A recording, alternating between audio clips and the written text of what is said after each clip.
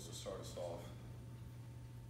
Man, it looked like Jordan Tambu, I don't know if that was a quarterback draw, I don't remember now, but he scrambled. He got hit downfield, fumbled. It didn't seem to be quite as sharp from that point. Yeah, well, I think that anytime you're hit as a quarterback, it does affect you some.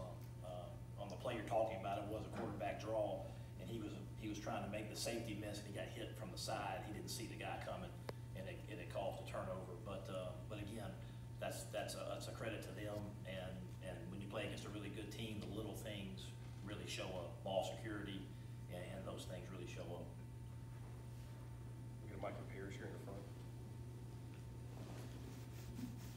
Hey, Matt, when you talk about execution, what can you guys do to offset quickness that maybe leads to some of those execution mistakes? I think some of it is just confidence in going out there and executing over and over again, and a little bit extra, because the magic's not in the scheme. The magic is in the effort and the execution of it, and a lot of that is coaching and getting guys to react and see things and play the game. But again, ultimately, that's the coach's job, to get the guys to go out there and execute, and that's what we have to do better. Questions?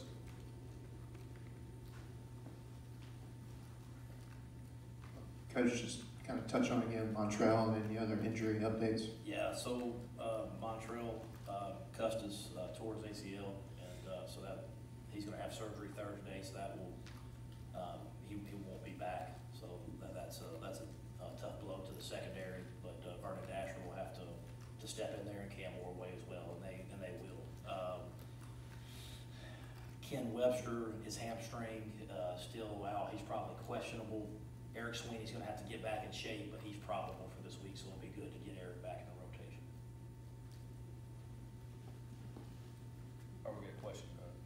Mike, you're Maddie on the front row. Thanks. How's Tisdale doing? Good. Yeah, he's fine. Is he back to practicing? He is. Yeah. And then he played in the game Saturday, and he played fine. And then is with Custis, what do you have an idea of what the timeline's going to be and all that? Yeah, so typically it's 6 to 8 months for an ACL.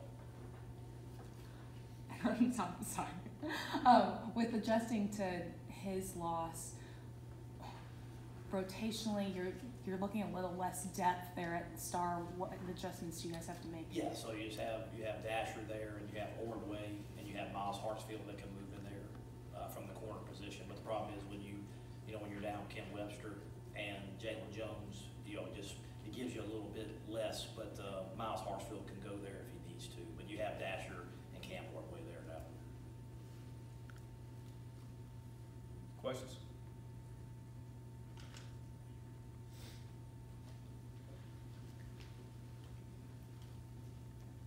Matt, you touched on Webster a little bit, but what is your view of the cornerbacks right now? I see on the depth chart it looks like any one of those four could go first. No, they could. Right now, Jalen Julius and Javian Hamilton are starters, but Keydron is playing really well. Miles is having to do so many different things that he's in there giving guys reps, at dime, at corner, and then coming in some at star. So it's good to have a guy like that because he can back up a bunch of different positions. But I was really very impressed with Keydron. As a true freshman coming in, he made some nice plays there. So I think he's getting better and better. So I just want to keep seeing that improvement. Do you expect more snaps for Miles at star? Yeah, it depends on how it's going with Vernon and Cam. But again, Miles is going to be playing corner, and then if we need him in an emergency, he can go in to start. 3 games in, what's your thinking with Matt Corral? It seemed like maybe if you'd wanted to get him some reps Saturday night, would have been an opportunity to do that. He's played in 1 of the 3 with the red shirt rule and all of that. Right. So you get 4, and so I think if we can find a way to get him playing in the game where it's where you're not just handing the ball off, but he's having to go through reads and making plays, then you want to use one of those 4 games to do that. But if you're going to go in there and hand it off, that's not the time just to go in there and hand the football off. You want him to have to go through his reads and through his progressions and really go in there and get better. But Matt is the backup quarterback. He's one play away from playing all the time, and if the situation presents itself, he's going to be ready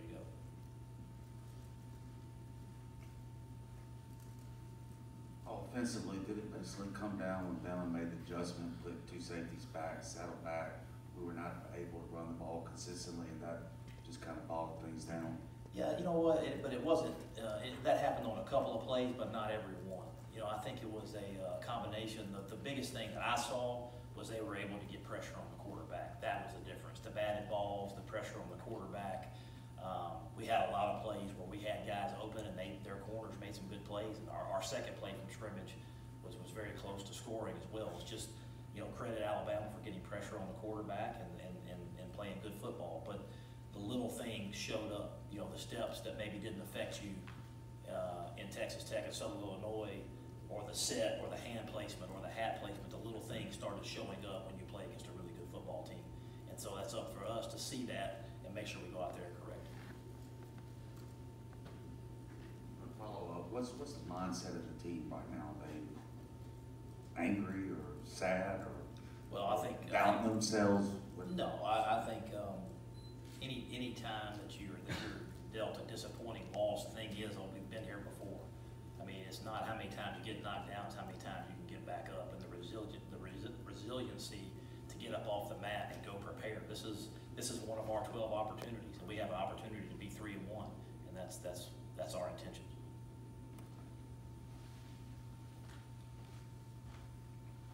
On the pressure on Jordan there, what was your take there on offensive line play? And was that, again, just about quickness, or was that technique or something that Alabama? You know, I would say that, again, credit Alabama a lot because they force some of those things with how they're playing. But to me, it goes back to execution. I don't know if you want to say quickness, but it's little things. It's your hand placement, your hat placement, your sets.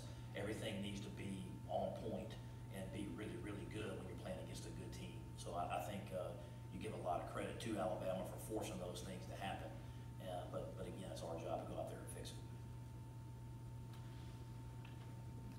Coach, you've been saying you don't want this game to beat you twice. How do you prepare for that? How do you make sure the game doesn't beat you twice? Well, I mean, again, these kids are they will fight back, and they come out, and it's good to be around them on Sunday. We watch the tape, we put it behind us, and we move forward. And now the focus is on Kent State going to find a way to win that game. On the defensive side of the ball, it seems like you've mentioned focus as an issue for the past couple days and execution for the past couple weeks.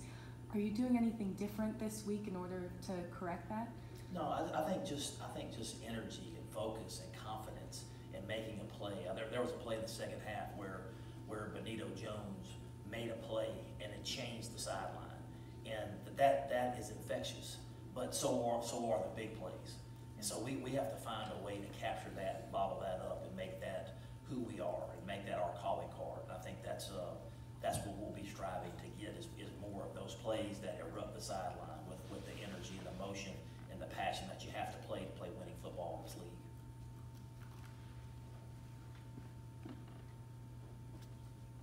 Questions? Coach, after the game, C.J. Moore kind of suggested he'd like to see things simplified some, that he felt like there's confusion on the defensive side of the ball. Did you evaluate it that way, or? Yeah, you know what, I think it's you have to be able to communicate and do your job, and I think that's a big part of it. But again, it all falls back to coaches being able to, when you go on the field, you have to be able to execute it. And I think that's our job. That's my job as the head coach, is to make sure that happens. And if you have to simplify them, you have to simplify them. When they walk out there, they have to know what's going on. Are there any more questions for Coach Luke? All right, thank you, Coach. Thanks, We'll have Coach. Coach McGriffin in just a moment.